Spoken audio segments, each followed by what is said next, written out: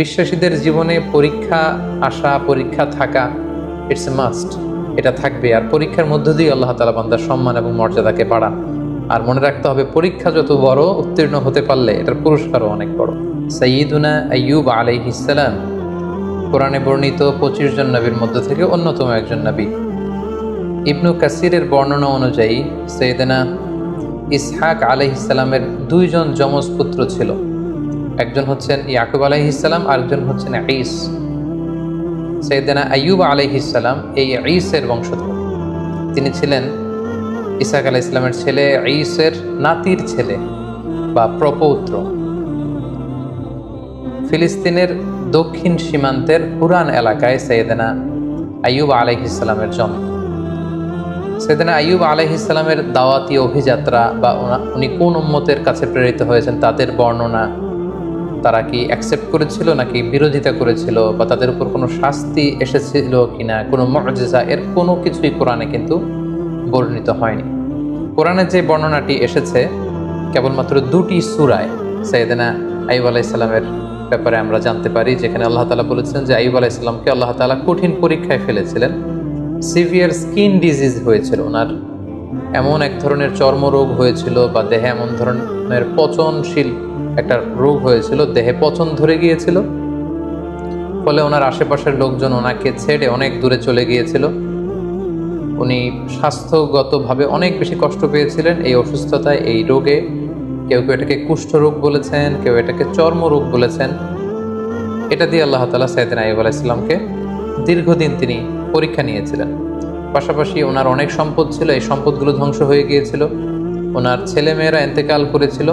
এরকম একটি ভয়ঙ্করতম পরীক্ষার মধ্য দিয়ে তিনি জীবন কাটিয়েছেন এবং ধৈর্যের পরাকাষ্ঠা দেখে আল্লাহ তাআলার কাছে সম্মানিত হয়েছিলেন।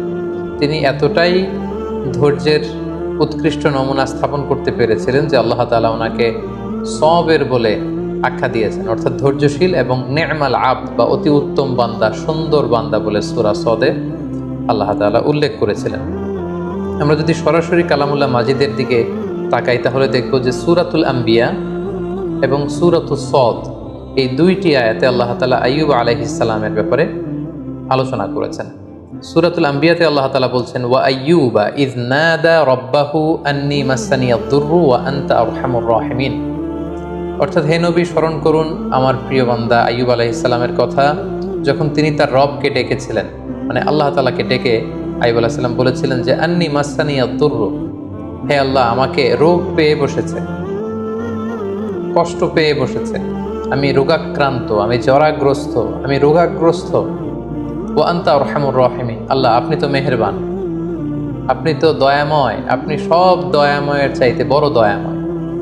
দেখেন, এত দীর্ঘদিন আইয়ুব আলাইহিস সালাম প্রায় 13 বছর এই সিভিয়ার স্কিন ডিজিজ বা চর্মরোগে আক্রান্ত হয়েও তিনি আল্লাহকে বলেন যে আল্লাহ আপনি আমাকে রোগ নিরাময় করে দেন, আপনি আমাকে শিফা দেন, আপনি আমাকে সুস্থ করে দেন। এটা বলেননি, এটা ওনার একটা অ্যাটিটিউড। আমরা যদি রোগাক্রান্ত হই, শিফা চাওয়া, সুস্থ হওয়ার জন্য দোয়া করা, এটা জায়েজ আছে। শুধু জায়েজই নয়, এটি সুন্নাহ। রাসূল সাল্লাল্লাহু আলাইহি ওয়াসাল্লাম নিজেও শিফার জন্য দোয়া করতেন। কিন্তু সাইয়্যিদুনা আইয়ুব আলাইহিস সালাম এক্ষেত্রে ব্যতিক্রম। তিনি আল্লাহ তাআলার কাছে দোয়া করেন যে আল্লাহ আমাকে সুস্থ করে দেন। তিনি কি বলেছেন? তিনি বলেছেন আন্নী মাসসানিয়াদ দুর, হে আল্লাহ আমার কষ্ট হচ্ছে, আল্লাহ আমাকে রোগ পেয়ে বসেছে, আমি রোগাক্রান্ত, আর আপনি তো মেহেরবান। এতটুকু বলেছেন। কারণ ওনার অ্যাটিটিউডটা হচ্ছে এরকম, রোগ দিয়েছেন আল্লাহ, আমি যে কষ্ট পাচ্ছি এটাও দেখছেন আল্লাহ। সো আল্লাহ যদি রোগ দিয়ে খুশি, আমি রোগ পেয়ে খুশি। তাই এই রোগ আমার থেকে উঠিয়ে নেন, এটা আমি বলতে পারবো না। আমাকে শিফা দেন, এই রোগ আমার থেকে দূর করেন, আমি এটা বলতে চাই না। আমার কি অবস্থা, আমার কতটুকু কষ্ট যন্ত্রণা আল্লাহ তাআলা দেখছেন। তাই তিনি বলেছিলেন, হে আল্লাহ আমাকে রোগ পেয়ে বসেছে, আমি রোগাক্রান্ত আল্লাহ, আর আপনি তো মেহেরবান, আমি রোগী আর আপনি তো দয়াময়। এটা দিয়ে উনি কেমন যেন বোঝাতে চাইলেন যে হে আল্লাহ, আমি যে অসুস্থ, আপনি তো দয়ার সাগর, আপনি তো চাইলে দয়া করে আমাকে সুস্থ করে দিতে পারেন। এভাবে তিনি আল্লাহ তাআলাকে ডেকেছেন এবং আল্লাহ তাআলা এত খুশি হয়েছেন। আল্লাহ বলছেন যে ফাস্তাজাবনা লাহু, আমি আইয়ুবের ডাকে সাড়া দিলাম। ফাকাশাফনা মা বিহি মিন দুর, তার যে রোগ এটাকে আমি ভালো করে দিলাম। কোন রোগে আক্রান্ত হয়েছিলেন এ ব্যাপারে সুস্পষ্ট কিছু জানা যায় না, যদিও অনেক মুফাসসিরিন ইকরাম অনেক ধরনের মন্তব্য করেছেন। আল্লাহ তাআলা বললেন ওয়া আতাইনাহু আহলাহু, আমি তার সন্তানদেরকে ফিরিয়ে দিলাম, ওয়া মিসলাহুম মাআহুম, এবং অনুরূপ আরো দান করলাম। মুফাসসিরিন ইকরাম বলেছেন যে আইয়ুব আলাইহিস সালামের 7 সন্তান ছিল, মোট 14 জন সন্তান ছিল, 7 জন ছেলে 7 জন মেয়ে। ছাদের নিচে চাপা পড়ে 7 ছেলে 7 মেয়ে সবাই ইন্তেকাল করেছে। আল্লাহ তাআলা তাদেরকে আবার পুনরায় জীবিত করলেন। কোন কোন তাফসিরে এসেছে যে আল্লাহ তাআলা 7 ছেলে 7 মেয়ে এই 14 জনকে আবার জীবিত করলেন। শুধু তাই নয়, ও মিসলাহুম মাআহুম, আইয়ুব যখন সুস্থ হয়ে গেল তার ঔরসে আল্লাহ তাআলা আরো 7 জন ছেলে আরো 7 জন মেয়ে মোট 14 জনকে দান করলেন। সুবহানাল্লাহি ওয়া বিহামদিহি। আল্লাহ তাআলা বললেন রাহমাতাম মিন ইনদিনা, এটা আমার পক্ষ থেকে রহমত স্বরূপ, ওয়া যিকরা লিল আবিদিন, আর ইবাদতকারীদের জন্য এতে রয়েছে উপদেশ। যারা আল্লাহ তাআলার ইবাদতে মগ্ন থাকে, আইয়ুবের মতো এরকম ইবাদতকারী হতে চায়, তাদের জন্য এই ঘটনার মধ্যে উপদেশ রয়েছে। সূরা সদের দিকে যদি আমরা তাকাই তাহলে দেখব যে কিভাবে আল্লাহ তাআলা এই 13টি বছর রোগাক্রান্ত থাকার পরে আইয়ুবকে তিনি সুস্থ করলেন। আল্লাহ তাআলা ইরশাদ করছেন উরকুব বিরিজলিকা হাযা মুগতাসালুম বারিদুন ওয়া শারাব, অর্থাৎ হে আইয়ুব, আইয়ুব আলাইহিস সালাম যখন বললেন যে আল্লাহ আমার কষ্ট হচ্ছে, আপনি তো মেহেরবান, আল্লাহ তাআলা তখন আইয়ুব আলাইহিস সালামকে বললেন যে উরকুব বিরিজলিক, অর্থাৎ হে আইয়ুব তুমি তোমার পা দিয়ে জমিনে আঘাত করো, হাযা মুগতাসালুন বারিদ, সাথে সাথে এখান থেকে ঠান্ডা এক ধরনের ঝর্ণার পানি নিঃসরিত হবে, ওয়া শারাব, এবং এখান থেকে খাওয়ার পানি নিঃসরিত হবে। আল্লাহু আকবার। 13 বছর পর আল্লাহ প্রত্যাদেশ করলেন পা দিয়ে আঘাত করো, তিনি পা দিয়ে আঘাত করলেন, সাথে সাথে এখানে ঠান্ডা পানি মজুদ হয়ে গেল। এই ঠান্ডা পানি দিয়ে আইয়ুব আলাইহিস সালাম গোসল করলেন। গোসল করার সাথে সাথে আল্লাহ তাআলার মেহেরবানিতে তার দেহের সব চর্মরোগ, কুষ্ঠরোগ, ক্ষতিকারক সব কিছু দেহ থেকে ঝরে পড়ে তিনি সতেজ সবল, আগের মতো সেরকম এনথিউজিয়াস্টিক, ওনার স্ট্যামিনা, এনার্জি, শক্তি সব তিনি ফিরে পেলেন। এবং আল্লাহ তাআলা বললেন ওয়া শারাব, এবং এখান থেকে খাও। তিনি ঠান্ডা পানি যখন পান করলেন তিনি আগের মতো সতেজ সবল তিনি হয়ে গেলেন। আল্লাহ তাআলা বললেন ওয়া ওয়াহাবনা লাহু আহলাহু ওয়া মিসলাহুম মাআহুম, আমি তার সন্তানদেরকে ফিরিয়ে দিলাম এবং অনুরূপ সন্তান আমি আবার তাকে দান করলাম।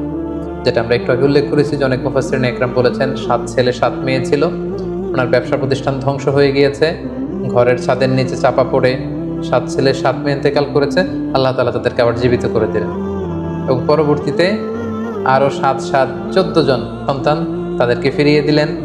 আবার নতুন করে আরো 7 জন ছেলে, আরো 7 জন মেয়ে, আরো 14 জন সন্তান সন্ততি আল্লাহ তাআলা আইয়ুব আলাইহিস সালামের ঔরসে দান করলেন। আল্লাহ তাআলা বললেন রাহমাতাম মিন ইনদিনা, আমার পক্ষ থেকে রহমত স্বরূপ আমি এটা দিয়েছি, ওয়া যিকরা লিউলিল আলবাব, এবং যারা জ্ঞানী তাদের জন্য আমি এখানে উপদেশ রেখে দিয়েছি। এবং এই আয়াতের সর্বশেষে তিনি উল্লেখ করলেন ইন্না ওয়াজদানাহু সাবিরান, আমি আমার আইয়ুবকে ধৈর্যশীল পেয়েছি। সুবহানাল্লাহ। আল্লাহ তাআলার পক্ষ থেকে এরকম একটি সার্টিফাই করা, এরকম উপাধি দেয়া যে আমি আমার আইয়ুবকে সবের পেয়েছি, ধৈর্যশীল বান্দা পেয়েছি। ইন্নাহু নি'মাল আবদু ইন্নাহু আওয়াব, নিশ্চয় সে উত্তম বান্দা, সে আমার অত্যন্ত ভালো একজন বান্দা, উত্তম বান্দা, সুন্দর বান্দা। ইন্নাহু আওয়াব, সে সবসময় আমার দিকে ফিরে আসে, সে রব অভিমুখী, সে আল্লাহ অভিমুখী। সুবহানাল্লাহ। তাহলে এই আয়াত থেকে তিনি 13 বছর অসুস্থ থাকার পরে কোন প্রক্রিয়ায় সুস্থ হলেন সেটা জানলাম। পায়ের আঘাতে আল্লাহ তাআলা ঝর্ণার ব্যবস্থা করলেন বা কুয়ার ব্যবস্থা করলেন, সেই পানি দিয়ে গোসল করলেন, তিনি পান করলেন, আল্লাহ তাআলা তাকে সুস্থ করে দিলেন, ওনার সম্পদ ফিরিয়ে দিলেন, সন্তান ফিরিয়ে দিলেন, এবং তাকে আল্লাহ তাআলা ধৈর্যশীল এবং উত্তম বান্দা বলে ঘোষণা করলেন। এবং অনেক মুফাসসিরিন ইকরাম উল্লেখ করেছেন যে উনি যখন অসুস্থ ছিলেন, চর্মরোগে আক্রান্ত, ওনার আত্মীয় স্বজন প্রতিবেশী সবাই ওনার থেকে মুখ ফিরিয়ে দূরে চলে গিয়েছে, কেবল ওনার স্ত্রী ওনাকে ছেড়ে দূরে কোথাও যায়নি। ওনার স্ত্রী অন্য জায়গায়, মানুষের বাড়িতে বিভিন্ন জায়গায় তিনি কাজ করতেন, কাজের বিনিময়ে যে অর্থ পেতেন এটা দিয়ে তিনি স্বামীর জন্য খাবার কিনে আনতেন, স্বামীর সেবা শুশ্রূষা করতেন। এই 13টি বছর তিনি তার অসুস্থ স্বামী আইয়ুব আলাইহিস সালামকে আগলে রেখেছিলেন, স্বামীকে ছেড়ে তিনি কোথাও চলে যাননি। সম্মানিত সুধী, এ পর্যায়ে আমরা আইয়ুব আলাইহিস সালামের জীবনী থেকে কিছু লাইফ লেসন আপনাদের সাথে শেয়ার করব। প্রথম যে লেসনটি আমরা পাই সেটা হচ্ছে sickness could be a test. আমরা প্রায় অসুস্থ হয়ে পড়ি, আমাদেরকে মনে রাখতে হবে এই অসুস্থতা কিন্তু আল্লাহ তাআলার পক্ষ থেকে একটি পরীক্ষা। আমরা কখনো সুস্থ থাকি, কখনো অসুস্থ থাকি। আল্লাহ তাআলা আমাদেরকে কাউকে সুস্থ রেখে পরীক্ষা করেন, তিনি দেখেন যে সুস্থ থেকে আমরা আল্লাহ তাআলার শুকরগুজার হই কিনা। আবার মাঝে মাঝে তিনি আমাদেরকে অসুস্থ করেও তিনি আমাদেরকে পরীক্ষা করেন। তিনি দেখতে চান যে অসুস্থ অবস্থায় আমরা ধৈর্য ধারণ করি কিনা। তো আমাদের পুরো জীবন প্রক্রিয়াটাই কিন্তু একটা পরীক্ষার মধ্য দিয়ে যাচ্ছে। আমরা কেউ ধনী, কেউ গরিব। কাউকে আল্লাহ ধনী বানিয়ে পরীক্ষা করেন, কাউকে গরিব বানিয়ে পরীক্ষা করেন, কাউকে সুস্থ রেখে পরীক্ষা করেন, কাউকে অসুস্থ রেখে পরীক্ষা করেন। সো অসুস্থতা কিন্তু আল্লাহ তাআলার পক্ষ থেকে একটি বড় পরীক্ষা, এবং এই অসুস্থ অবস্থায় আমরা সঠিক সময়ে সঠিক রেসপন্সটুকু করছি কিনা, দ্যাট ইজ দ্য কোশ্চেন। এবং আমরা ধৈর্যশীল বান্দাদের অন্তর্ভুক্ত হচ্ছি কিনা, সেটা হচ্ছে আমাদের দেখবার বিষয়। আমরা যারা অসুস্থ থাকি, আমরা আসলে কতটুকু অসুস্থতা ভোগ করছি। কেউ আমরা 2 মাস, 3 মাস, 4 মাস অসুস্থ থেকে অনেক সময় বলি যে আমার থেকে অসুস্থতা যাচ্ছে না, আল্লাহ তাআলা কি আমাকে দেখেন না, তিনি কি আমাকে সুস্থ করবেন না? আমরা কি একটু আইয়ুব আলাইহিস সালামের জীবনের দিকে খেয়াল করেছি? তিনি টানা 13টি বছর অসুস্থ থাকার পরেও আল্লাহ তাআলাকে বলেননি আল্লাহ যে আমাকে সুস্থ করে দেন। যদিও সুস্থ করে দেন বলা জায়েজ, কিন্তু তিনি বলেছেন যে আল্লাহ আপনি তো মেহেরবান। সো আমরা অসুস্থ অবস্থায় যেন ধৈর্য ধারণ করতে পারি, আল্লাহ তাআলার উপর আস্থা এবং বিশ্বাস যেন আমরা অটুট রাখতে পারি, সেটা হচ্ছে আইয়ুব আলাইহিস সালামের জীবনী থেকে আমাদের জন্য প্রথম শিক্ষা। দ্বিতীয় যে শিক্ষাটি আমরা পাই সেটি হচ্ছে বড় পরীক্ষায় বড় পুরস্কার লাভ হয়। আল্লাহর হাবিব সাল্লাল্লাহু আলাইহি ওয়াসাল্লাম ইরশাদ করেছেন, ইন্না ইযামাল জাযাই মা ইযামিল বালা। অর্থাৎ পরীক্ষা যদি বড় হয়, সেটার পুরস্কারও হতে হয় বড়। আমরা যদি আইয়ুব আলাইহিস সালামের জীবনের দিকে দেখি যে তিনি কত বড় পরীক্ষা দিয়েছেন। আমরা 1 মাস 2 মাস অসুস্থ থাকলেই বলি যে আল্লাহ তাআলা কি আমাকে দেখে না, আমি কতটা অসুস্থ, তিনি কি আমাকে সুস্থ করবেন না? কিন্তু আইয়ুব আলাইহিস সালাম টানা 13 বছর তিনি অসুস্থ ছিলেন। এটার কারণে তার পুরস্কারটাও ঠিক সেই রকম বড়। তার সন্তানকে আল্লাহ তাআলা নিয়ে গিয়েছিলেন, তার সম্পদ শেষ হয়ে গিয়েছিল, আল্লাহ তাআলা সম্পদ ফিরিয়ে দিলেন। তিনি অসুস্থ হয়েছিলেন, চর্মরোগে আক্রান্ত ছিলেন, তিনি একেবারে সতেজ হয়ে গেলেন, শক্তিশালী হয়ে উঠলেন। যে সন্তানগুলো ইন্তেকাল করেছিল আল্লাহ জীবিত করে দিলেন, নতুন সেই পরিমাণে সন্তান সন্ততি আল্লাহ তাআলা তার ঔরসে দান করলেন। এই যে অভাবনীয় নাজ নেয়ামত আল্লাহ তাআলা কেন দিয়েছেন? কারণ তার পরীক্ষাটা ছিল অত্যন্ত ভয়ঙ্কর। পরীক্ষা যদি বড় হয়, তার পুরস্কারও বড়। এবং নবীদের জীবনে যদি আমরা খেয়াল করি, তাহলে দেখব যে নবীদেরকে আল্লাহ তাআলা অনেক বড় বড় পরীক্ষা নিয়েছেন। আল্লাহর হাবিব সাল্লাল্লাহু আলাইহি ওয়াসাল্লাম বলেছেন যে আশাদ্দুন নাসি বালাআন আল আম্বিয়া। মানুষদের মধ্যে থেকে আল্লাহ তাআলা সবচেয়ে বেশি বালা মুসিবতে ফেলেছেন নবীদেরকে। সুম্মাল আমসাল ফাল আমসাল, এরপরে নবীদের পরবর্তীতে যাদের অবস্থান তাদেরকে। এবং ফাইয়ুবতালা রাজুলু আলা হাসাবি দীনি, ব্যক্তির দিনদারি অনুসারে তাকে আল্লাহ তাআলা পরীক্ষা নিয়ে থাকেন। যে যত আল্লাহওয়ালা তার জীবনে পরীক্ষা তত বেশি। সো আপনি যদি খুব বেশি পরীক্ষার সম্মুখীন হন, জীবনে যদি আপনার খুব বেশি স্ট্রাগল করতে হয়, আপস এন্ড ডাউনস থাকে, বারবার অসুস্থ হয়ে পড়েন, তার মানে এই না যে আল্লাহ তাআলা আপনাকে পছন্দ করছেন না। বরং আল্লাহ তাআলা আপনাকে বেশি পছন্দ করেন বলেই, বরং আল্লাহ তাআলা আপনার সম্মান মর্যাদা আরো বাড়িয়ে দিতে চান বলেই আল্লাহ তাআলা আপনাকে বেশি বেশি পরীক্ষা করেন এবং অসুস্থ রাখেন। আমরা অনেক সময় বিপদে পড়লে, মুসিবতে পড়লে, অসুস্থ হলে অসন্তুষ্ট হই। আর সাহাবারা বিপদে না পড়লে, অসুস্থ না হলে তারা চিন্তিত হয়ে যেতেন। সাহাবীদের যখন অসুস্থতা আসতো না, কোনো বিপদ আসতো না, তখন ওনারা চিন্তা করতেন, হায় রে, আল্লাহ তাআলা কি আমাকে পছন্দ করেন না? তাহলে আল্লাহ তাআলা আমাকে পরীক্ষা নিচ্ছেন না কেন? আমার জীবনে কোনো বিপদ আসছে না কেন? আমার জীবনে কোনো অসুস্থতা নেই কেন? তার মানে আল্লাহ তাআলা কি আমাকে কম পছন্দ করছেন? ওনারা সবসময় এটা নিয়ে চিন্তিত থাকতেন। আর আমরা বিপদে পড়লে চিন্তিত হয়ে পড়ি। সম্মানিত শুধু মুমিন জীবনে বিপদ আসা এটা একেবারে ওতপ্রোতভাবে জড়িত, এটা আসবেই। আল্লাহ তাআলা বলছেন, ওয়ালা নাবলুওয়ান্নাকুম বিশাইইম মিনাল খাউফি ওয়াল জুই ওয়া নাকসিম মিনাল আমওয়ালি ওয়াল আনফুসি ওয়াস সামারাত। আমি আল্লাহ তাআলা অবশ্যই অবশ্যই তোমাদেরকে পরীক্ষা করব। কি দিয়ে পরীক্ষা করব? মিনাল খাউফ, ভীতিকর পরিস্থিতির মধ্য দিয়ে তোমাদেরকে যেতে হবে। ওয়াল জু, খাদ্য ঘাটতি ঘটবে, ক্ষুধার জ্বালায় কষ্ট পেতে হবে তোমাদেরকে।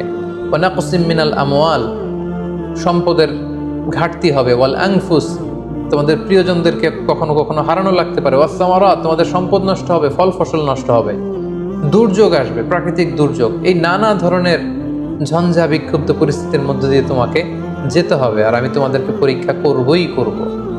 সো বিশ্বাসীদের জীবনে পরীক্ষা আসা, পরীক্ষা থাকা, ইটস এ মাস্ট, এটা থাকবে। আর পরীক্ষার মধ্য দিয়ে আল্লাহ তাআলা বান্দার সম্মান এবং মর্যাদাকে বাড়ান। আর মনে রাখতে হবে, পরীক্ষা যত বড়, উত্তীর্ণ হতে পারলে এটার পুরস্কারও অনেক বড়। সাইয়েদনা আইয়ুব আলাইহিস সালামের এই জীবনীতে আমরা এটা দেখতে পেয়েছি। সবশেষে যে শিক্ষাটি আমরা পাই সেটি হচ্ছে, একটি শান্তিপূর্ণ জীবনের জন্য, একটি প্রশান্ত লাইফের জন্য একজন নেককার স্ত্রী, লাইফমেট বা সোলমেট খুবই জরুরি। যে যিনি সবসময় স্বামীকে সাপোর্ট করবেন, স্বামীর সেবা সহযোগিতায় নিজেকে বিলিয়ে দেবেন। এরকম একজন নেককার স্ত্রী থাকাটা জীবনে সফল হওয়ার ক্ষেত্রে অনেক বড় ভূমিকা রাখে, যেটা আমরা আইয়ুব আলাইহিস সালামের জীবনীতে কিন্তু দেখেছি যে ওনার আত্মীয় স্বজন, পাড়া প্রতিবেশী সবাই যখন ওনাকে ছেড়ে চলে গিয়েছে, ওনার স্ত্রী কিন্তু ওনাকে ছেড়ে যায়নি। ওনার স্ত্রী ওনাকে আগলে রেখেছে, ওনাকে সাপোর্ট করেছে, ওনাকে শেল্টার দিয়েছে, ওনাকে মানসিকভাবে সহায়তা করেছে। এজন্য এরকম একজন নেককার স্ত্রী আমাদের প্রত্যেকের জীবনে দরকার। আল্লাহ তাআলা এরকম একজন লাইফ মেট আমাদের জন্য নসিব করুন এবং নবীদের দেখানো পথে এবং মতে আমরা যেন আমাদের জীবন পরিচালনা করতে পারি, তিনি আমাদেরকে তৌফিক দান করুন। হাদা মা ইনদি ওয়াল ইলমু ইনদাল্লাহ আলাইহি তাওয়াক্কালতু ওয়া ইলাইহি উনীব। ওয়াসসালামু আলাইকুম ওয়া রাহমাতুল্লাহি ওয়া বারাকাতুহু।